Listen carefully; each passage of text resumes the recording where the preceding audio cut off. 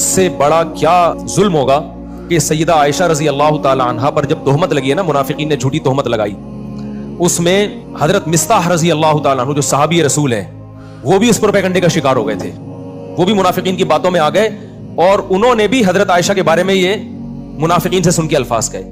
حضرت عائشہ بیٹی کس کی ہیں؟ ابو بکر کی۔ آپ بتاؤ غیرت مند آدمی کو کتنا غصہ آئے گا نا۔ حضرت ابو بکر حضرت مصطح کے ساتھ مالی تعاون بہت زیادہ کیا کرتے تھے کیونکہ رشتہ دار بھی تھے، غریب بھی تھے۔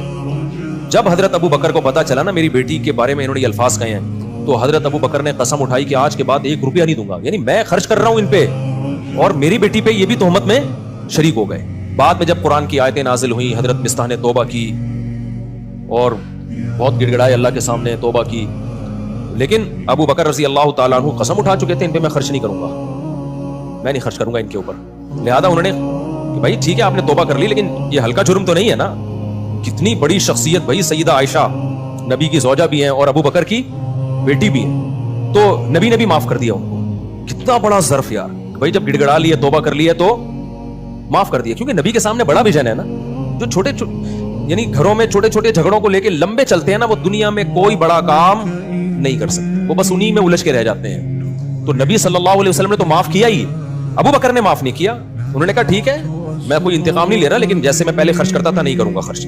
سورہ نور کی آیتیں نازل ہوئیں، وَلَا يَأْتَلِ أُولُو الْفَضْلِ مِنْكُمْ وَالسَّعَةِ أَن يُؤْتُوا أُولِي الْقُرْبَى وَالْيَتَامَى وَالْمَسَاكِينَ۔ فرمایا اللہ تعالیٰ نے کہ تم میں جو قرابت دار ہیں، تو جن لوگوں نے ان پہ خرچ نہ کرنے کی قسم اٹھائی ہوئی ہے وہ اپنی قسموں کو توڑ دیں۔ أَلَا تُحِبُّونَ أَن يَغْفِرَ اللَّهُ لَكُمْ، کیا تم چاہتے نہیں ہو کہ اللہ تمہاری غلطیوں کو بھی معاف کرے؟ یعنی تم یہ چاہتے ہو نا کہ اللہ تمہاری غلطیوں کو بھی معاف کرے۔ یہ کس کو تنبیہ ہو رہی تھی؟ ابو بکر کو۔ اللہ نے نام نہیں لیا، اللہ میاں بھی کیسی دیکھو نصیحتیں کرتے ہیں نا، عزت کا خیال کر کے جنرلی بتا رہے ہوتے ہیں کہ کوئی کسی رشتہ دار پہ خرچ کرتا تھا اور قسم اٹھا لی ہے کہ نہیں کروں گا، تو وہ قسم توڑ دے اور خرچ کرنا شروع کر دے، معاف کر دے۔ وَلْيَعْفُوا وَلْيَصْفَحُوا، چشم پوشی سے کام لے، درگزر کرے۔ أَلَا تُحِبُّونَ أَن يَغْفِرَ اللَّهُ لَكُمْ، کیا تم نہیں چاہتے کہ اللہ بھی تمہاری غلطیوں کو معاف کرے؟ جب یہ آیت نازل ہوئی ہے ابو بکر نے کہا کیوں نہیں ہے اللہ، میں چاہتا ہوں تو میری غلطیاں معاف کر، یعنی اگر میں ان کو معاف کروں گا تو کل تو قیامت میں میری غلطیاں بھی معاف کرے گا، تو کیوں نہیں معاف کروں گا میں؟ کتنی بڑی غلطی کو معاف بھی کیا اور دوبارہ حضرت مصطح کو پر صدقہ کرنا شروع کر دیا۔